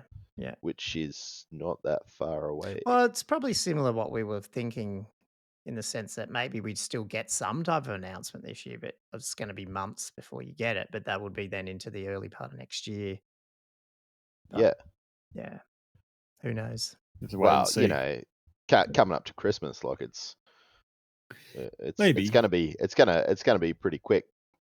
You know how the years goes. Oh yes, guys, it's low expectations. You're less likely to get disappointed with low expectations. Oh yeah, it's just interesting. Anyway, what's the we sort of got off there. Anything else we want to sum up on the Empire book apart from we will try and get a game or two in at some point? I think we've spent a good 4.5 hours in total chatting about this. I feel like we've covered. I feel like I know a little bit more about them now, so now I will be happy to get on the table and play a bit more. Oh, I think you guys having a game would cap off this topic nicely. Yeah. Well, maybe we can try and do that once we're back. Both Andrew and I are not together, but we're traveling to different countries. So doing some holidaying with the fam. So it should be good. But we'll be back and then hopefully get a game in at some point. Yeah. Well, we've got a. Oh, that's going to be in November, isn't it? The slow grow. So we can do a little. There's that too. Yeah. Battle report for that as well. Yes, that's right. Oh yeah, that'd be fun. Yeah. But no, we'll definitely get a game in when we get back. Cool. Okay. Well, I don't know. I reckon we call that one here then. And if there's anything else you guys want to say otherwise, but No, pretty no, good. pretty good. Okay. Good. Well, guys, listeners, thank you for listening to our part 2 of our first ever army book review. So really The appreciate that. extended edition. The extended edition. That's right. Yeah, as usual, guys, just appreciate any type of feedback and just listening. And it's, we enjoy just getting on, and I think for us, it just keeps us a little bit more connected to the hobby and doing stuff weekly. I don't know if we'll always stay weekly, but it's been fun for me so far.